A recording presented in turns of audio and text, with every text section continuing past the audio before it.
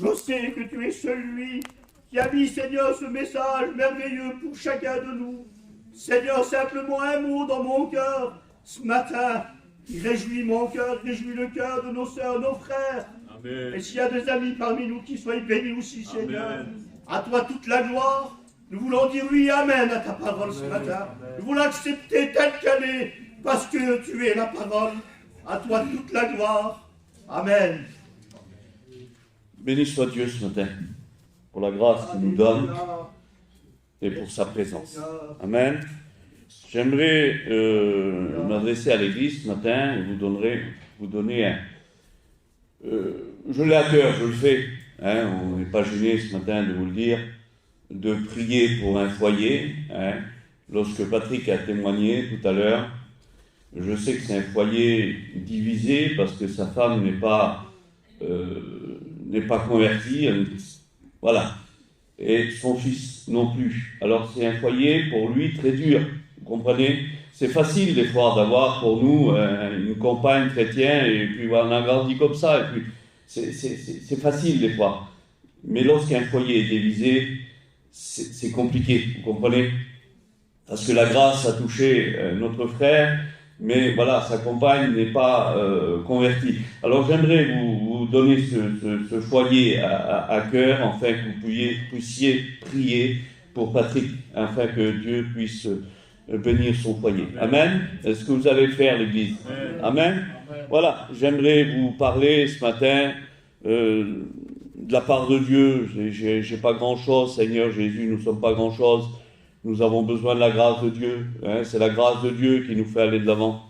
Quelle importance la parole de Dieu. Ce matin, j'aimerais essayer d'aller jusqu'au bout du message. J'aimerais vous parler d'un sujet. Vous essayer de voir ensemble. Hein, je crois que la parole de Dieu va nous bénir ce matin. Vous savez, je regardais ce texte-là, et c'est Jésus qui le dit. Hein, l'évangile de Jean, un verset très court. Mais vous savez, même les versets très courts dans la parole de Dieu ont une grande importance. Et ce verset, c'est Jésus qui va dire ces mots. Il dit, voici, hein, je vous les ai annoncés d'avance. Voici, je vous ai annoncé d'avance. Alors, Seigneur, voilà, on n'est pas sans connaissance. Je m'adresse quand même à une église. Je m'adresse à l'église de Dieu. Nous ne sommes pas ignorants. Et moi, ce matin, je vous apporte rien de nouveau. Hein. Je vous apporte rien de nouveau. Je vous rappelle simplement la parole de Dieu. La parole de Dieu est un rappel. Amen. Et ce matin, c'est ça que je fais. Je vous rappelle les mots que vous connaissez. Mais le principal des mots, quand on les connaît, c'est une chose. Mais la Bible dit que ces choses-là que nous connaissons, nous devons les mettre en pratique. La parole de Dieu est toujours un conseil. Et ce matin, j'aimerais vous parler. J'avais un mot sur mon cœur. Je le vois très compliqué. Je ne sais pas comment ça va tourner. Mais bon, le Seigneur m'a donné une pensée. J'essaye, j'écris beaucoup, je prends beaucoup de notes. Hein, mais voilà, c'est Dieu qui dirige, c'est le Saint-Esprit qui conduit. Et c'est lui qui nous bénit d'ailleurs. Hein. Alors j'aimerais lire aussi un verset que vous connaissez. Alors j'aimerais vous parler ce matin.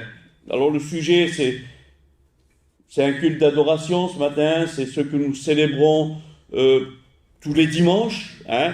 La table est dressée, le pain est là, le vin, nous sommes dans la communion du Seigneur. J'aimerais vous parler de la Sainte Seine ce matin. Mais c'est le bon moment, je pense. Hein. J'aimerais vous parler de la Sainte Seine, mais j'aimerais aussi vous parler de la Pâque. Et je disais, Seigneur, j'avais une pensée sur la Pâque. Mais est-ce qu'il faut arriver à attendre la Pâque, le jour, une fois par an, pour faire un message sur la Pâque? Hein? Mais j'aimerais essayer, avec ce que Dieu me donne ce matin, essayer de vous faire comprendre l'importance de la Pâque de l'Ancien Testament, et puis pour essayer de l'amener aujourd'hui avec la Pâque du Nouveau Testament, qui est cette table qui est dressée, qui nous rappelle. L'homme de Dieu, c'est Paul qui en parle très bien dans les Épîtres. Il nous rappelle cela. On lit souvent le passage de la Sainte Seine. C'est pas le passage que je lis le plus souvent. Moi, c'est lorsque je lis le passage de la Sainte Seine, je me réfère à Matthieu 26, 26. Beaucoup de gens, c'est aussi le passage de 1 Corinthiens 11, 23, qui nous rappelle le passage de la Sainte Seine, qu'on lit à peu près tous les dimanches. Hein, on lit à peu près tous les dimanches, il y a le passage de la Sainte Seine qui est lu, pour nous rappeler. Ce matin, je veux un peu remonter un peu dans ce passage d'un Corinthiens 11 et venir au verset 17, où Paul va dire cela, juste avant de parler de la Sainte Seine. Paul va dire cela, vous connaissez ces versets, hein, je l'ai dit tout à l'heure, c'est un rappel, un rappel. Et Paul va dire cela dans le verset 17, « Je vous donne un avertissement. Je vous donne un avertissement. » Et la parole de Dieu sera toujours un avertissement pour nous. Vous comprenez ? La parole de Dieu, ce matin, est un avertissement. Elle nous met en garde. Elle nous met en garde. Et Paul va dire ces mots. « Je vous donne un avertissement. » Alors, c'est une autre version. Il dit « Je ne vous félicite pas. » Ah, je ne vous félicite pas. C'est ce qu'il va dire aux Corinthiens. Je ne vous félicite pas. Et il va continuer le passage en disant ces mots-là. Vous vous rassemblez, vous êtes rassemblés. Il dit quand vous rassemblez, non pas pour devenir meilleur, mais pour devenir pire. Mais c'est pas notre but, ça. Vous comprenez ? Notre but ce matin, c'est de devenir meilleur. Et c'est ça. Si nous sommes rassemblés ce matin, c'est pour devenir meilleur et non pire. Vous savez, je regardais ce texte de la parole de Dieu, et c'est le prophète Ésaïe qui en parle. L'intitulé de ce chapitre-là, c'est « La vigne de l'Éternel ». Peut-être que vous connaissez, ou peut-être que vous avez lu. C'est dans Ésaïe 5, au verset 4. « La vigne de l'Éternel ». Et l'homme de Dieu, le prophète, va dire ces mots-là. « J'espérais qu'elle produise de bons raisins. J'espérais qu'elle produise de bons raisins.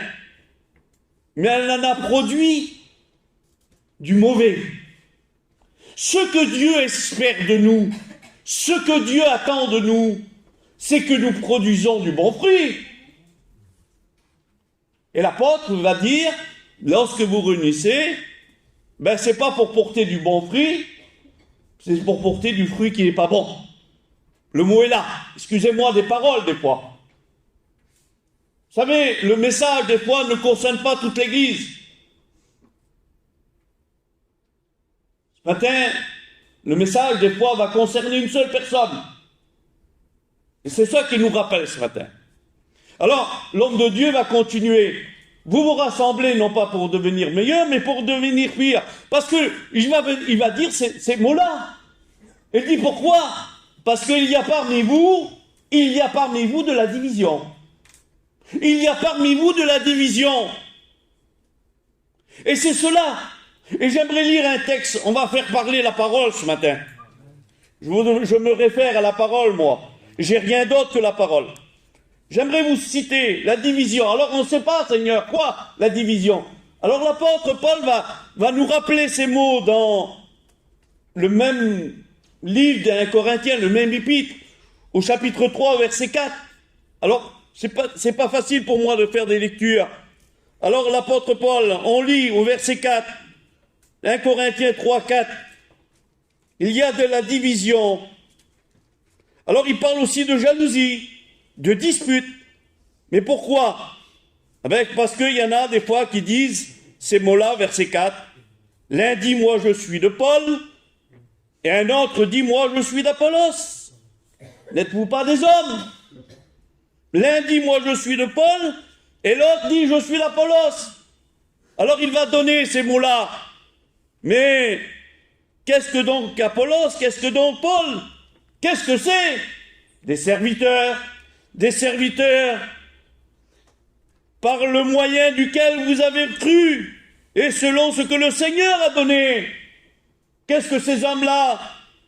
Il va dire, j'ai planté, et c'est Paul ça, pourtant c'est le grand Paul. Il dit, j'ai planté, Apollos a arrosé. Ah, il a peut-être pas fait grand chose, il a arrosé. Apollos a arrosé. Mais il dit Dieu a fait croître. Dieu a fait croître. Dieu a fait croître. Et puis il continue. En sorte que ce qui n'est pas celui qui plante qui est quelque chose, ou celui qui arrose. Mais le principal, c'est celui qui fait croître, et celui qui fait croître, c'est Dieu. Il continue, verset 8. Celui qui plante et celui qui arrose sont égaux. Il n'y a pas de différence. Ils sont égaux. Et il va dire à chacun recevra sa récompense. Chacun recevra sa récompense de son travail. Et là, c'est la condition du serviteur de Dieu. Il y a trop de choses, des fois, parce que c'est un tel ou un tel. Parce qu'on préfère un tel serviteur, ou l'autre serviteur. Quand c'est le serviteur, celui-là qui tient l'église, on vient moins souvent. Quand c'est l'autre, moi je trouve de la division. Et l'homme de Dieu va mettre une ordre là. Qu'est-ce que les hommes? Le principal, vous venez pas pour les serviteurs. Vous venez pour Dieu, pour recevoir de sa part. Parce que les serviteurs, même qui sont grands, merci pour les ministères. Et on respecte les ministères. Mais le principal, il dit, c'est Dieu. C'est pas le serviteur qui va vous bénir. Il va être le moyen de la bénédiction. Mais celui qui va vous bénir, c'est Jésus. Que le nom du Seigneur soit béni. Il y a de la division. Alors c'est pour ça que l'apôtre nous rappelle ces mots. Et ce matin, je vous les rappelle comme ils vont être peut-être rappelés tout à l'heure. Et c'est pour ça qu'on a besoin. J'ai besoin, vous avez besoin. On a besoin de se faire cet examen nous-mêmes. C'est pour ça qu'il va dire que chacun s'examine soi-même. Nous avons besoin.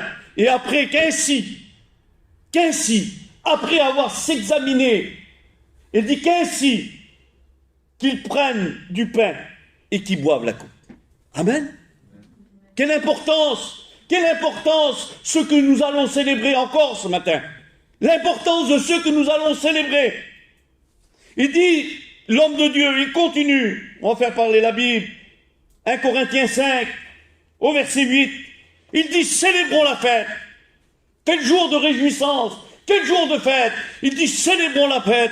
Et ce matin, nous sommes dans la joie ce matin. Nous sommes dans la joie parce que Christ est notre fête. Christ est le moyen qui nous donne la joie. C'est une fête ce matin. C'est pas de la tristesse ce matin. Seigneur, c'est lui qui donne la joie. C'est une fête ce matin. Il dit, célébrons la fête. Non pas avec du vieux levain. Non pas avec du vieux levain. Non pas avec du levain de la malice ou de la méchanceté. Non plus avec du levain de la malice ou de la méchanceté. Mais l'apôtre va dire, mais avec du pain sans levain. Avec du pain sans levain. De la pureté et de la vérité. De la pureté et de la vérité. Quelle importance de célébrer la Pâque. Quelle importance. Regardez, je regardais ce verset de Chroniques 30, 2 Chroniques 30, 18. Regardez qu'est-ce qu'il est dit sur le peuple d'Israël. Ils mangèrent la Pâque, la Pâque, sans se conformer aux Écritures. Ils mangeaient la Pâque sans se conformer aux Écritures. Et lorsque nous mangeons la Pâque, lorsque nous prenons ce pain, et je vais vous le citer le verset, on va le rappeler ce matin, 1 Corinthiens 11, 29, j'aimerais vous le dire. Regardez, car celui qui boit, qui mange et qui, sans discerner le corps du Seigneur, mange et boit un jugement contre lui-même.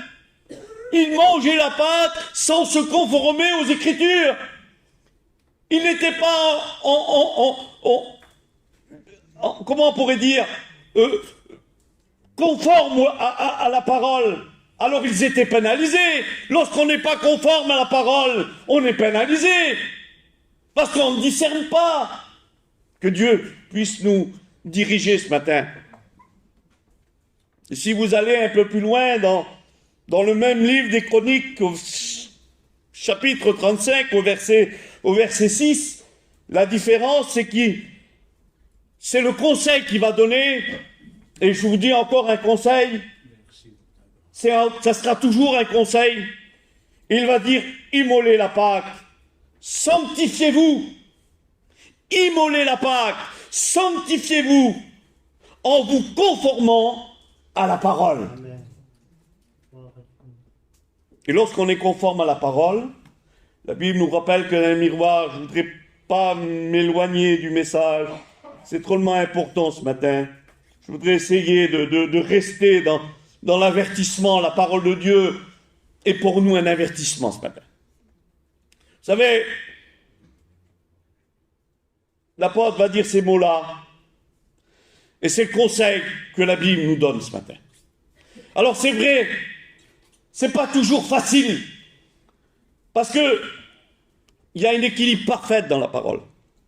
Il y a un équilibre parfait. L'homme de Dieu va dire, vous êtes appelés, nous sommes appelés à cela ce matin. Il va dire, faites disparaître le vieux levain. Le vieil homme, l'ancien personnage doit disparaître. Faites disparaître le vieux levain.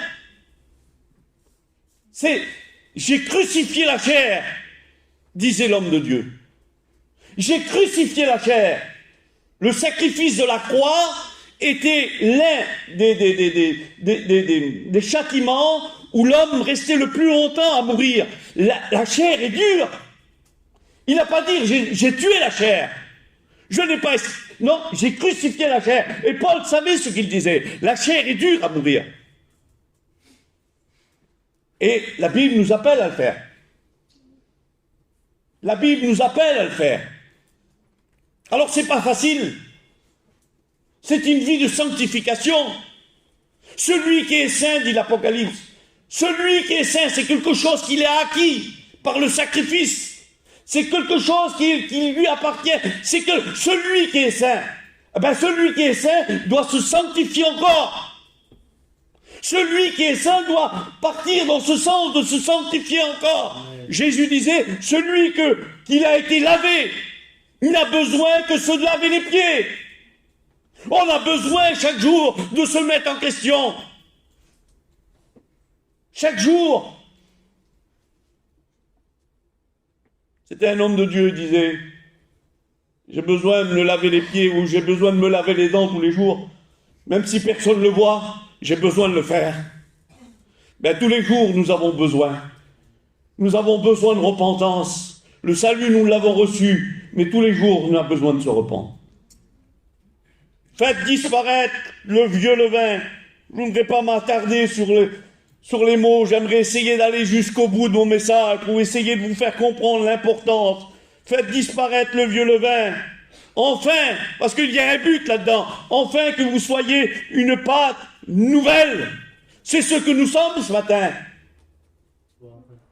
La pâte, là, à ce moment-là, nous représente notre vie. La pâte nouvelle, c'est notre vie. Faites disparaître le vieux levain de nos vies pour devenir une pâte nouvelle. Parce que la Bible dit, puisque vous êtes sans levain. Puisque vous êtes sans levain. Parce que la Bible dit, parce que Christ est notre Pâque qui a été immolée. Parce que Christ est notre Pâque. Si nous sommes sans levain, c'est parce que Christ a accompli à le sacrifice de la croix notre purification. Et nous sommes devenus saints. Que le nom du Seigneur soit béni et glorifié pour cela.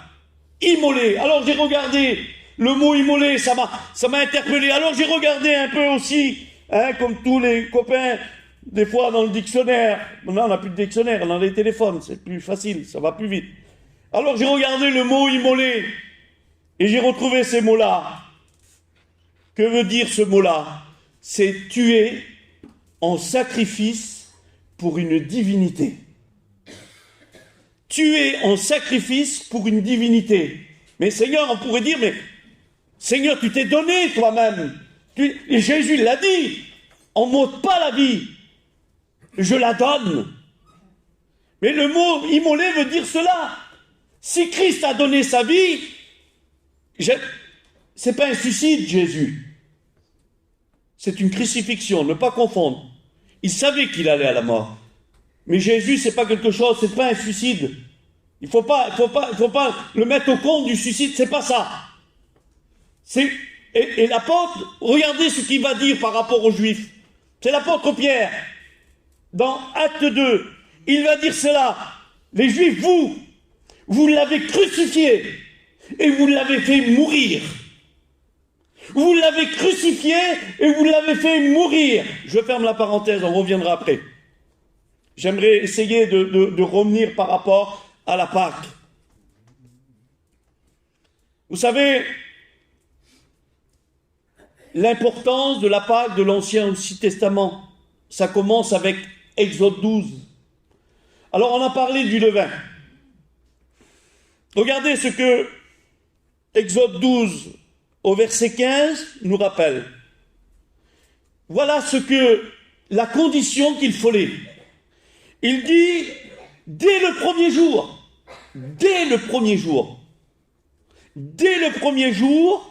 il n'y aura plus de levain dans vos maisons.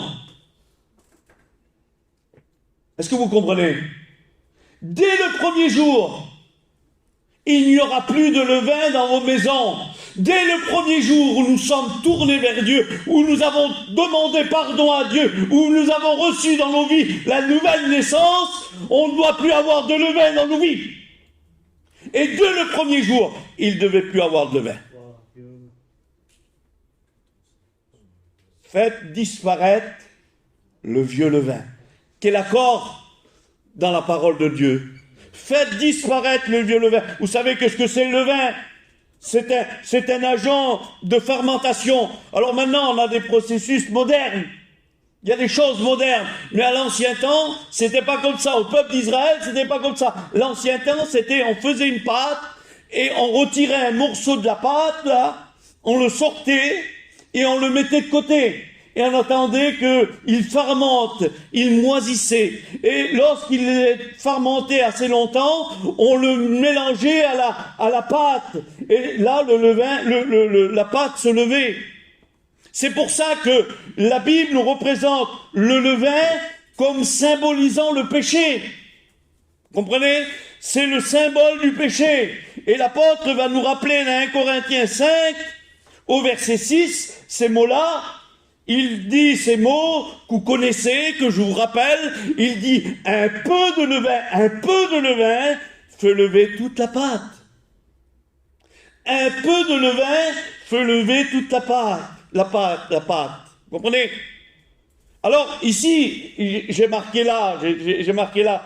Hein? Il n'est pas question dans ce verset-là du péché involontaire. Mais c'est vraiment le péché volontaire à ce moment-là. C'est pas le péché involontaire. Parce que l'homme de Dieu, l'apôtre Jean va nous rappeler ces mots. Si nous avons péché, ça peut arriver, Seigneur, oui. Si nous avons péché, la Bible dit que nous avons un avocat auprès du Père. Vous pouvez lire ça dans l'Épître. C'est Jean qui nous rappelle, l'apôtre de l'amour. Si nous avons péché, nous avons un avocat auprès du Père, Jésus-Christ le juste, qui plaide notre cause. Alors ça peut arriver. Mais c'est ça qu'on appelle le péché involontaire. Parce que nous sommes aussi, comme dit l'apôtre, j'ai crucifié, l'ancien homme, des fois il remonte à la surface. Hein? Et puis des fois, voilà, c'est comme ça. Mais si nous avons péché, il ne faut pas rester dans un état.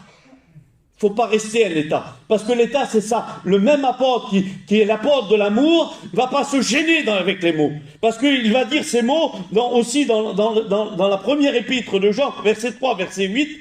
Vous connaissez? Il dit celui qui pratique, c'est différent. C'est plus le péché involontaire, c'est le péché pratiqué. Parce que lorsqu'il nous est question de cette pâte de levain, c'est le péché pratiqué dans nos vies. Un chrétien qui a été lavé dans le sang de Jésus ne pratique plus le péché. Parce qu'il dit que celui qui pratique le péché est du diable. Le mot est là. Je ne vais pas changer l'évangile. Celui qui pratique le péché est du diable.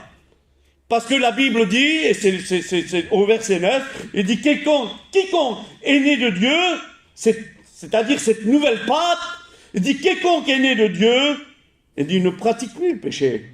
Alléluia. Le péché a disparu. Le péché a disparu. C'est fini. Un peu de levain.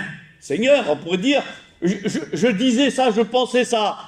Un peu de levain, c'est pas grand-chose, Seigneur. Un peu, ça pourrait être un péché, parce que ça pourrait être un péché involontaire, un peu de levain. Et vous savez, le Saint-Esprit parle au cœur. Il me dit, le levain, même un peu de levain. L'homme de Dieu savait qu'est-ce qu'il disait. Parce que lorsqu'on prenait le peu de levain, on le mélangeait à la pâte. La pâte, le levain était mélangé à la pâte. C'est-à-dire que c'était en lui. C'était en lui. C'est pas un péché involontaire, un peu. Il n'y a pas de grand et de petit péché, il y a le péché tout court. Il y a des gens qui vivent avec un petit péché, mais ce petit péché-là est mélangé, ils ne veulent pas s'en débarrasser. Ils ne veulent pas le faire disparaître. Et c'est un petit péché qui garde. Parce que ce n'est pas un petit péché qui est à côté, c'est un petit péché qui est en eux. Et c'est ça le problème. On passe, je vais essayer de passer vite. Alors j'ai marqué ça, parce que ça m'a semblé bon. Dieu est amour. Alléluia. Dieu est amour. Alors, j'étais émerveillé l'autre jour. Voilà, on écoute, et puis j'avais écouté un prédicateur dire ce mot-là. Dieu est amour. Il n'a pas l'amour. Il est l'amour. C'est la personne de l'amour. Il prenait l'exemple, parce qu'il dit, le Saint-Esprit dans l'Écriture ne fait pas de faute d'orthographe. C'est Dieu est amour, E-T-S. C'est-à-dire, c'est la même personne. J'ai pas fait de grandes écoles, j'ai pas appris cela. J'ai été béni au travers de cela. Parce que quand on dit ça, on peut citer et avec ET. Et là, c'est différent, ET. Pourtant, une seule lettre vient de faire la différence. Le S, c'est-à-dire que c'est la même chose. Lorsqu'on dit, admettons, je ne sais pas pour vous faire comprendre, je vous parle du micro. Si je dis, moi, je suis le micro, le ET, ça va faire une différence. Mais si je mets S-T, c'est-à-dire que il n'y a plus de différence entre moi et le micro. C'est la même personne. Entre Dieu et l'amour, c'est la même personne. Et j'ai remarqué ça aussi dans l'épître aux Jean, l'autre jour en lisant. Ça m'a interpellé. Parce qu'il dit que celui qui pratique le péché, et là c'est le mot E-S-T, est du diable. Parce qu'il n'y a pas de différence entre le péché et le diable. Parce qu'il est le commencement. Il est l'orgueil, il s'est trouvé dans son cœur, non pas à côté, disait Paillon. Le péché, l'orgueil, s'est trouvé dans son cœur, en lui. Il est l'auteur du péché. Il n'y a pas de différence entre le péché et le diable. Et c'est pour ça qu'on retrouve ces mots. Mais gloire soit rendue à Dieu, parce que la Bible nous dit aussi, et c'est Jean qui nous le rappelle, que le sang de Jésus, son Fils, nous purifie de tout péché. Celui qui est saint. Alléluia. S'il est question de pâte, de pain, ce matin aussi nous sommes devant son sang. Et c'est le sang aussi, au travers la coupe, au travers le vin, c'est le sang. Et la Bible nous rappelle, et ça, c'est comme ça, c'est ne jamais perdre de vue le sacrifice de la croix. Jamais. On ne peut jamais perdre de vue le sacrifice de la croix. Qu'est-ce que dit la Bible? Et c'est Jésus qui le dit, repris par Paul, oui, 1 Corinthiens. Il dit, faites ceci, en mémoire de qui? En mémoire de lui. En mémoire de lui. Faites ceci en mémoire de lui. J'ai besoin de me rappeler qu'il est mort à la croix. Et j'ai besoin aussi de me rappeler que moi, j'ai été lavé et sanctifié. J'ai été purifié. J'ai besoin de me souvenir. Parce que le sacrifice de la croix a été pour moi le moyen d'être présent ce matin. D'être là ce matin. Faites ceci en mémoire de moi. C'est un souvenir. C'était le souvenir aussi pour le peuple d'Israël. Parce que le livre On retrouve les mêmes mots. Regardez, Exode 12, 24. Il dit, vous observerez cela comme une loi. Ça fait pas partie. Je lisais ça ce matin. Comment c'est beau la parole de Dieu. C'est d'une richesse incroyable. Des fois, je suis en train de faire un message. Je pars là-bas. Il faut arrêter, essayer de concentrer. Parce que c'est trop riche. Comme une loi. C'est pas une loi, mais c'est comme une loi. Comme une loi. Pour vous, comme une loi, pour vous et pour vos enfants. Comme une loi pour vous et pour vos enfants. C'est pas une obligation ce matin. Un homme de Dieu disait, si la vie chrétienne, c'est pas, ne fais pas, ne touche pas, ne fais pas ceci, ne fais pas cela, tu dois pas faire cela, tu dois pas faire ceci. Mais il dit, la vie chrétienne, ça serait plus une vie chrétienne, ça serait un enfer. Je fais pas parce que j'ai été changé. Je fais pas parce que je trouve plus de nécessité. Si ça serait une obligation, la vie chrétienne, si je voudrais faire quelque chose à cause de ma vie chrétienne, je ne peux pas le faire. Mais c'est un calvaire, Seigneur, parce qu'on a envie de le faire, parce que nos cœurs est attiré. Mais lorsque l'homme est changé, il ne ressent plus le besoin de le faire. Il n'a plus envie de le faire, parce que c'est l'homme nouveau. Et l'homme nouveau ne prend plus le besoin de le faire. C'est plus une nécessité.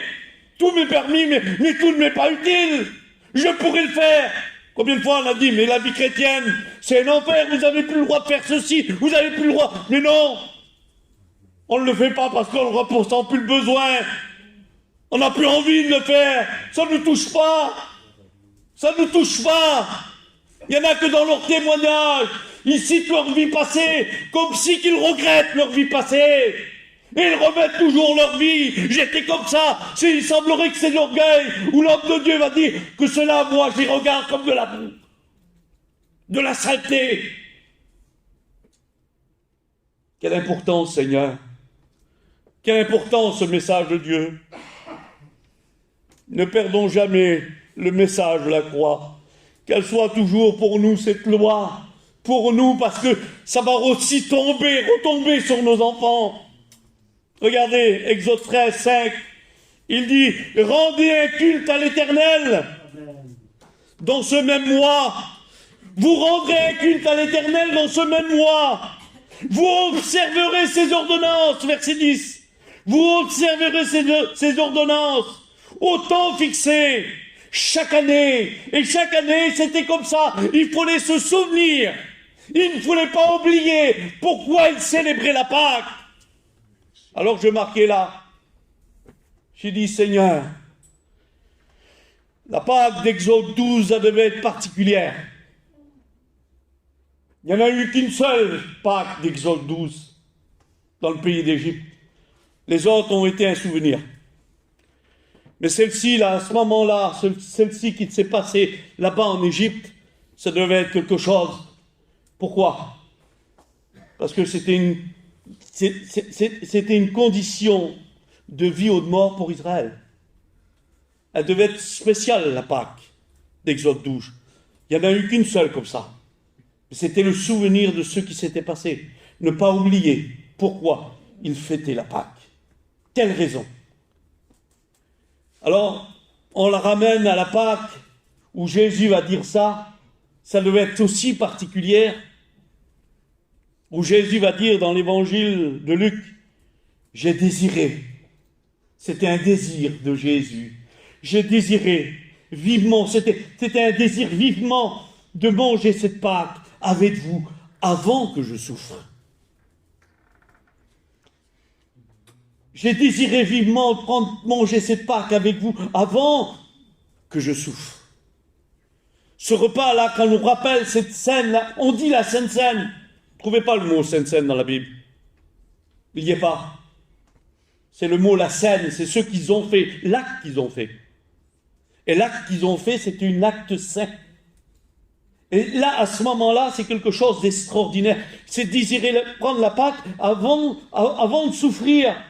L'Ancien Testament, là, on va venir après, je ne voudrais pas bouler les étapes aussi. dans la nuit il fut livré. Parce que aussi, à ce moment-là, la Pâque, c'est la mort de l'agneau. Comprenez? La Pâque, c'est la mort de l'agneau. C'est lorsque Dieu va dire à Abraham de lui donner son fils. Abraham va dire ces mots-là, Isaac va dire ces mots en montant en allant à la montagne de Morija, là où il devait être crucifié, mis en sacrifice. Isaac va dire à son père, Abraham, il dit, voici, il y a le bois, il y a le feu, il y a le bois, il y a tout, il y a le couteau, il y a tout. Mais où est l'agneau? Où est l'agneau? Ne restons pas sur une organisation d'hommes, le mot est dur, mais une organisation avec de belles organisations. On vient organiser, que ce soit dans nos missions ou que ce soit dans nos réunions, c'est une organisation, c'est bien, gloire à Dieu pour l'organisation. Mais n'oublions jamais, le principal de l'organisation doit être l'agneau. Et à travers l'organisation, on doit voir l'agneau. Parce que si à travers l'organisation, on ne voit pas l'agneau, il y a problème. Si on ne voit pas l'agneau dans ta vie, il y a problème. Alors tu peux avoir un beau langage de venir à la réunion. Si tous les jours de ta vie tu n'as pas l'agneau, il y a un problème. L'agneau les accompagnait partout. Partout où ils allaient, l'agneau était avec eux. C'est l'agneau la priorité. C'est pas l'organisation, c'est pas l'homme qui va prêcher, c'est pas le Pobessa, c'est pas ce que vous voulez. On a organisé vendredi une rencontre pour la jeunesse. Alors on a tout fait. On a tout préparé d'avance. On a envoyé des invitations. Dommage que peu ont répondu à l'appel, mais bon, c'est comme ça. On a fait un petit repas, on a appelé Gino pour prêcher, on a fait une organisation. Mais il nous faut l'agneau. C'est l'agneau qui va mettre le sceau de la bénédiction. Vous serez bénis, vous pourrez faire ce que vous voulez. S'il n'y a pas l'agneau, vous ne pourrez rien faire. Vous ne serez pas bénis. Vous aurez que de l'apparence. On arrête là. Alors Abraham va dire ces mots-là. Ne crains pas, Abraham, mon fils. Dieu se pourvoira. Dieu se pourvoira. Écoutez, Dieu se pourvoira. Isaac a dit, où est l'agneau? C'est l'Ancien Testament. Et l'Évangile nous rappelle, et c'est Jean qui nous le rappelle, en disant ces mots que vous connaissez, je vous les rappelle ce matin. Il dit, voici l'agneau de Dieu. Alléluia. Voici l'agneau de Dieu qui ôte le péché du monde. Voici l'agneau de Dieu qui ôte le péché du monde. L'Ancien Testament, c'est, où est l'agneau? Où est? Et le Nouveau Testament dit, voici, le voilà, il est là, c'est lui, c'est Jésus, alléluia. Que Dieu nous bénisse ce matin. Nous avons besoin que Dieu parle dans nos cœurs. Je reviens sur la Pâque de l'Ancien Testament, pour vous rappeler des mots, des fois, vous savez, on prend des fois, là, je ne sais pas, Dieu, le Seigneur va bénir, parce que ce que je pense, vous n'allez pas comprendre, le Saint-Esprit va vous le faire comprendre. Ça que moi, je ne pourrais pas faire comprendre. Je reviens à Exode 12, 12. Regardez. Je frapperai les premiers-nés dans le pays d'Égypte. Je frapperai les premiers-nés. C'est pour ça que tout à l'heure, je vous ai dit que la Pâque d'Exode 12, elle était particulière. Alors, ce n'est pas tout le monde qui allait mourir. C'était tous les premiers-nés. Alors, c'est comme ça. Alors, il y a des commandements, il y a des préceptes. Ça sera un agneau d'1 an, sans défaut. Un agneau mâle, c'est comme ça. Alors, il y a le mot ça aussi, verset 6. Vous le garderez jusqu'au 14e jour. Ah, Seigneur. Parce que ce n'est pas un seul agneau. Vous avez vu la quantité qui est sortie, je ne me rappelle plus, mais il y a pas mal de gens qui sont sortis du pays d'Israël. À Goshen, il y avait pas mal de maisons. Il y avait pas mal de maisons, c'était un petit village assez grand, c'était une petite ville peut-être, Goshen. Et peut-être sûrement que c'était une petite ville avec plein de maisons. Et puis chaque foyer, chaque maison, devait avoir un agneau. Et l'agneau devait rester pendant 14 jours dans la maison avant de le sacrifier. On n'allait pas chercher un agneau et le même soir on le crucifiait, on le donnait en sacrifice. Non, il faut les garder pendant 14 jours. C'est une responsabilité là. Hein. Vous avez écouté peut-être ce CD de Glazo qui nous rappelle la parole de Dieu. Quelle responsabilité d'avoir l'agneau dans sa maison. C'est une responsabilité, il ne fallait pas qu'il se blesse, le petit agneau-là, parce qu'il devait être parfait, il devait être sans défaut, sans tâche. Il ne fallait pas qu'il se casse la jambe, il ne fallait pas qu'il prenne des coups. Il ne fallait pas l'abîmer pendant 14 jours, il fallait en faire attention. Pourquoi il fallait faire attention? Parce que notre vie dépendait de ce petit agneau-là. Notre vie allait dépendre de ce petit agneau-là, parce que s'il devait être sans tâche, si on le mettait, on le tuait pour le sacrifice, s'il avait un problème, Dieu ne pouvait pas comment on dit le mot, attribuer agréer, voilà, dommage qu'on n'est pas trop français, agréer le sacrifice, il fallait qu'il soit parfait. Alors il était dans notre maison. Quelle importance, et cet homme disait, combien de fois dans certaines maisons il prend des coups, le petit agneau. Il est malmené, le petit agneau, parce que notre témoignage ne correspond pas avec notre vie de chrétien. Alors il prend des coups, le petit agneau, des fois. Il n'est pas toujours sans tâche. On l'abîme par rapport à notre langage, notre comportement, nos réactions, notre caractère. Quelle importance, Seigneur! Quelle importance! Alors il est dit dans le même livre d'Exode, toute l'assemblée d'Israël l'immolèrent entre les deux soirs. Ceci, je passe ce mot-là. Alors il dit aussi au verset 7, je vous rappelle les mots là, hein. Il dit au verset 7, vous prendrez de son sang, du petit agneau là, vous prendrez de son sang. Lorsqu'il a rempli toutes les conditions, vous prendrez de son sang et vous le mettrez sur les deux poteaux et vous le mettrez aussi sur les linteaux de la porte, dans la maison, sur la maison où on mangera. Ah Seigneur, ça m'a interpellé ce mot-là, moi. Vous dites, vous le prendrez, vous mettrez de son sang sur votre maison, sur les linteaux, là où on mangera la Pâque. Seigneur, j'ai dit, peut-être que tu sais, vous savez, ça doit être un peu des fois comme nous, des fois on a des réactions. Puis peut-être qu'il y en a qui n'avaient pas de petit agneau, ils n'ont pas pris la charge d'avoir le petit agneau là. Et lorsqu'ils ont vu le petit voisin à côté, qui était en train de mettre le sang sur ses poteaux, il a peut-être dit, tu t'en mettrais pas un peu sur ma porte? T'en mettrais pas un peu sur ma porte? Mais non. Ça rentrait, la condition, c'est que l'agneau devait être dans la maison. Mais l'agneau devait être aussi dans la maison, là où on mangeait la Pâque. Il faut les célébrer, la Pâque. C'est pas simplement le sang, mais tout ce qui se faisait dans la condition que Dieu voulait. Il mangeait la Pâque sans se conformer à l'Écriture. Pour manger la Pâque, il faut se conformer à l'Écriture. On ne peut pas participer sans être conforme à la parole. C'est comme ça. Regardez, j'ai marqué là, le salut s'obtient en Jésus-Christ que par l'obéissance et la foi. Le salut s'obtient en Jésus-Christ par l'obéissance et par la foi. Parce que le peuple d'Israël, là, il fallait qu'ils croient que ce sang-là, que l'acte qu'ils allaient faire, allait les sauver. Regardez, je lis Hébreux, je vous rappelle le livre d'Hébreux, parce que j'ai besoin de vous citer ce verset-là. Parce que aussi, le peuple d'Israël, parce que tout à l'heure, vous avez vu, c'est dans le pays d'Égypte, ça ne veut pas dire que c'est simplement les premiers-nés des Égyptiens qui allaient mourir. Israël devait sauver aussi leurs premiers-nés.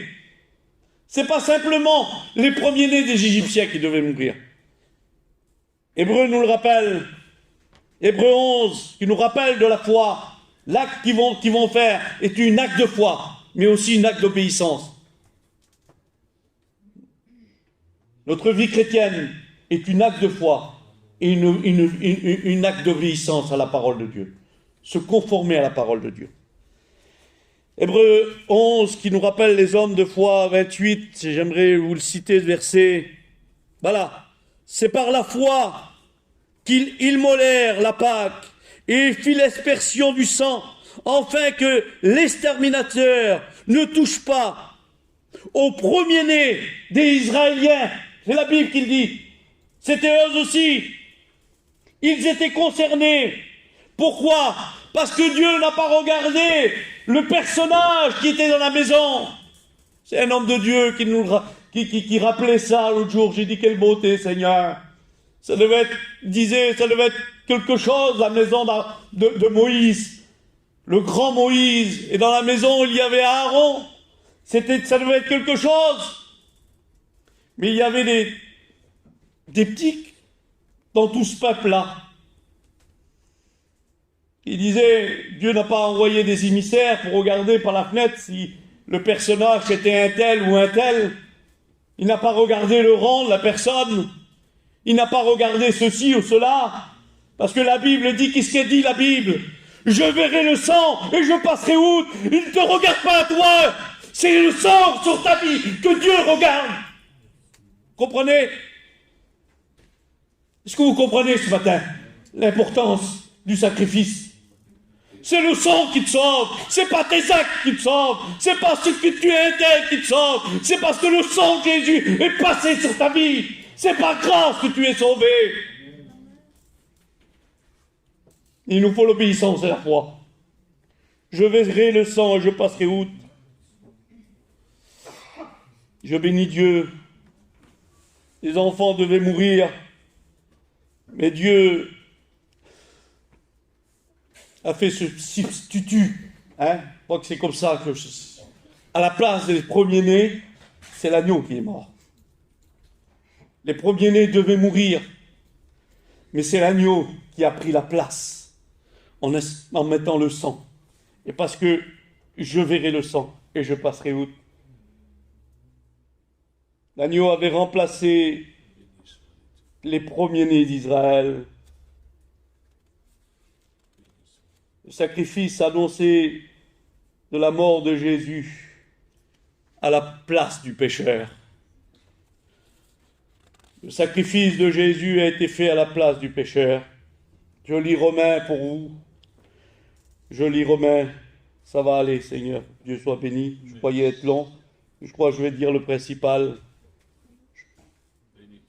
C'est lui, Romains 3, 25, c'est lui, c'est-à-dire Jésus, c'est lui que Dieu a destiné à être par son sang, pour tous ceux qui croiraient, victime expiatoire.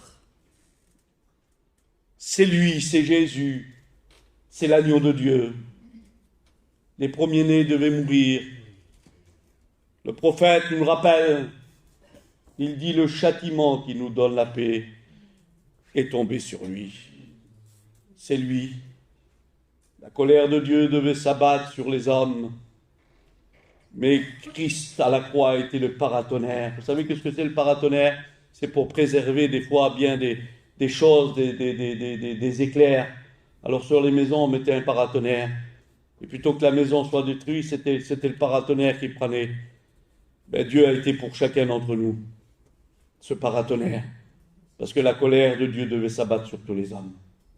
Mais Dieu, en travers son sacrifice, parce que l'homme était pécheur, il ne pouvait pas.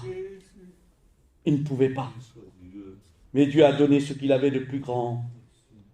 Donne-moi ton fils. Ah Dieu Seigneur, on pourrait aller, vous savez, la parole de Dieu, c'est une source sans fin de châtiment qui nous donne la paix tombée sur nous, sur lui, que son nom soit béni.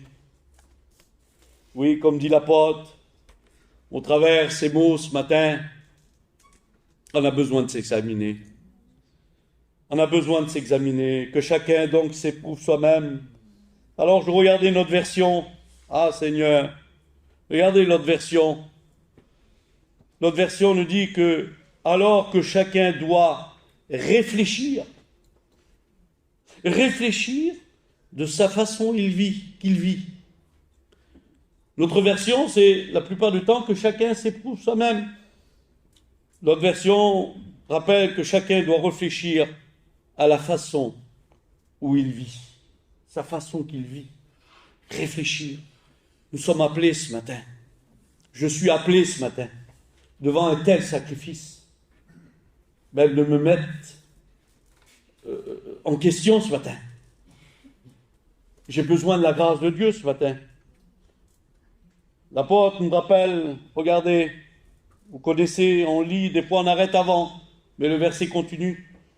Il dit que l'apôtre dit ces paroles, si nous nous jugions nous-mêmes, si ce matin on prend cette responsabilité, en un mot ce matin, de se juger nous-mêmes, de voir un peu notre vie, comment elle est, parce que la parole de Dieu est un miroir, disait l'homme de Dieu, dans lequel on se voit, mais aussi dans lequel on se corrige. Parce que ce matin, si la parole de Dieu te fait voir ta vie, et si tu ne fais rien pour l'améliorer, ben ça ne servira à rien. Tu es, comme dit la Bible, tu es une personne qui s'en va, qui oublie comment il est son visage. Vous vous rappelez comment vous êtes, vous? Vous regardez dans la glace, c'est tout. Mais on ne va pas me décrire, moi. Je ne sais même pas. Heureusement qu'on ne se voit pas tous les minutes. on se cacherait des fois. Mais la parole de Dieu est ce miroir. On a besoin de se voir, de se corriger. Hein? Qui c'est qui se lève le matin et qui va s'en aller travailler ou aller aux courses sans s'arranger? Vous avez vu l'état, en drôle d'état des fois, on est chaud en pétard. Et puis, alors on se met devant le miroir et puis on s'arrange. On voit. Ben, la parole de Dieu ce matin elle nous fait voir. Mais on a besoin aussi de se corriger. Parce que si on se voit sans se corriger, ben, ça ne servira à rien pour ta vie ce matin. Ça ne servira à rien, tu n'avanceras pas. Pourquoi? Parce que tu te vois, mais tu ne te corriges pas. Ben, tu es un auditeur oublieux. Orgueilleux des fois aussi. Voilà. Si nous nous jugions nous-mêmes, nous ne serions pas jugés. Ben, pourquoi, Seigneur? Il dit, mais quand nous sommes jugés, alors peut-être que matin c'est ça. Hein? Quand nous sommes jugés, dit la Bible, nous sommes châtiés par le Seigneur. Ah. Alors j'ai regardé aussi, moi, le mot châtier, j'ai voulu savoir un peu. Parce que des fois, on voit ça grand, non? Il n'y a pas de grande chose là-dedans. Là. C'est un avertissement. La parole de Dieu est un avertissement. Si on jugerait nous-mêmes, on n'aurait pas besoin d'être jugé. Mais des fois, ben Dieu, il ne peut pas prendre... Si on ne le fait pas parce qu'il nous aime, ben, il va aller jusqu'au bout. Hein? Si nous sommes jugés, nous sommes châtiés, dit la Bible, par le Seigneur. Et le mot, c'est par le Seigneur. Alors je vais regarder le mot châtier. Le mot châtier veut dire punir sévèrement celui qui a commis une faute. Parce qu'il y a un but. Afin de le corriger et de le rendre meilleur. Lorsque vous réunissez l'évangile ce matin, c'est pas pour que vous deveniez pire. Si vous voyez dans la parole de Dieu, si vous êtes châtié ce matin, ben c'est pour devenir meilleur. Comprenez? Vous aimez vos enfants. Ça ne vous arrive pas de les corriger. Ça ne vous arrive pas de les punir. Pourquoi faire? Pour plus qu'ils recommencent. Pour qu'ils soient meilleurs. Avec le Seigneur, c'est pareil. Des fois, nous sommes arrivés. Si on se corrigerait, ça ne serait pas nécessaire. Alors, Seigneur, pourquoi? Ben, Seigneur, voilà, je ferme la parenthèse. Non pas pour devenir meilleur, mais pour devenir pire. Alors, il y a le mot châtier, il y a le mot juger. Mais Seigneur, pourquoi? Pourquoi tu nous châties ou pourquoi tu nous juges? Parce qu'il vous aime, on a dit que nous avons un Dieu d'amour. Si nous sommes châtiés, dit la Bible, c'est pour une raison. Et la raison, l'apôtre va le donner. Enfin, que nous ne soyons pas jugés, non pas jugés, c'est pas le mot là, c'est condamnés, hein, avec le monde. Si je vous châtie, c'est parce que c'est pour pas que vous soyez condamnés avec le monde. C'est ça la raison. C'est pour cela que Dieu nous rappelle. Parce qu'il n'y a plus de condamnation pour ceux qui sont en Jésus-Christ. Mais si nous vivons n'importe comment, Ah ben nous avons encore ce condamnement. Si ça se fait là, c'est pour pas que nous soyons condamnés avec le monde. Quelle importance, Seigneur. La parole de Dieu nous rappellera toujours, afin que nous ne soyons pas condamnés avec le monde. Oui, je finis là. Je n'ai pas été trop long, merci Seigneur. Je vous annonce la mort, oui. On se rappelle, vous annoncez la mort du Seigneur jusqu'à ce qu'il revienne. On va se rappeler ce matin. Alors, j'ai marqué là, petite note. Si la mort de l'agneau de l'Ancien Testament s'arrêtait avec la mort de l'agneau, mais nous, ça continue. On ne s'arrête pas avec la mort de l'agneau. L'Église ne s'arrête pas. Israël, lui, s'arrêtait avec la mort de l'agneau. C'est pour ça que souvent, il y avait des sacrifices journaliers chaque jour, parce qu'il n'ôtait pas le péché du monde. On l'a vu, voici l'agneau de Dieu qui ôte, qui enlève le péché du monde. Mais dans l'Ancien Testament, le péché était couvert, parce qu'il fallait un sacrifice, il fallait du sang. Mais ce sang-là des animaux ne ôtait pas, il couvrait. Pour se présenter à Dieu, pour entrer dans la présence de Dieu. Alors il fallait être couvré. Alors il voit, je verrai le sang, le sang était vu. Mais nous, notre sacrifice, c'est plus le sacrifice de l'agneau continue, parce qu'il dit, Christ, votre Pâque qui a été immolé, la Pâque, elle continue avec la résurrection de l'agneau. Amen. Notre Pâque à nous continue avec la résurrection de l'agneau. Parce que l'apôtre dit ces mots, si Christ ne serait pas ressuscité, c'est bien qu'il est mort, gloire à Dieu, il est mort pour nos péchés. Mais combien de personnes sont mortes? Des centaines et des centaines de prisonniers sont morts sur les croix. Mais la différence avec l'agneau de Dieu, cet agneau qui était envoyé, c'est qu'il est ressuscité. Et nous avons un avocat auprès du Père. Elle continue, ça s'arrête pas là. Si Christ ne serait pas ressuscité, on serait encore dans nos péchés. C'est lui qui nous a justifiés. C'est l'agneau. C'est le sang de l'agneau. Quelle grâce, l'agneau de Dieu. L'agneau de Dieu. J'aimerais vous laisser avec ces mots ce matin. Vous prenez cette décision, reconnaître l'importance ce matin, ce que nous célébrons. Parce que nous sommes venus ce matin apporter un culte à Dieu avec nos vies. C'est un culte que vous apporterez à l'Éternel.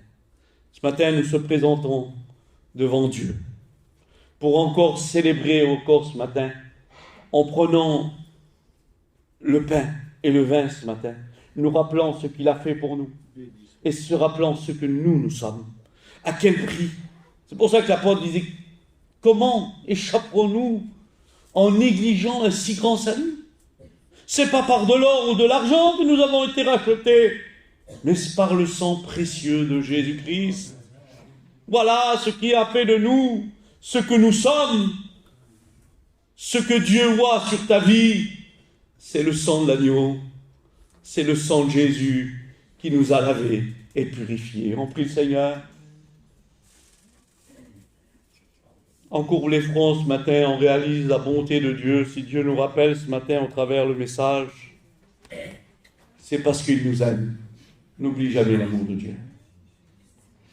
Si Dieu est amour, il est un Dieu juste. Il n'est pas plus amour que justice, et justice plus qu'amour. C'est les deux. Le psaume nous le rappelle, à la montagne de l'amour et de la justice se rencontrent. C'est ce qui se fait ce matin. La vérité se dit dans l'amour et l'amour dans la vérité. Ce matin, Dieu vous a parlé avec vérité, mais il vous a parlé aussi avec amour. s'il nous corrige ce matin, s'il mérite ce matin, si je mérite, Seigneur, je veux être corrigé par toi. Peut-être qu'il y a des choses, Seigneur Jésus, que je n'ai pas vues. J'ai besoin de me remettre en question ce matin. J'ai besoin de m'humilier ce matin. Peut-être que je ne suis pas toujours comme toi tu le veux, Seigneur. Allez donc la chair à mourir, mon Sauveur. Allez donc, Seigneur Jésus. Nous avons besoin chaque jour de toi. Chaque jour, nous avons besoin, Seigneur, de se taper la poitrine, Seigneur Jésus, parce qu'on ne mérite pas. Parce que le sacrifice de l'agneau, Seigneur Jésus, c'est parce que tu m'as aimé et que tu l'as donné ce matin.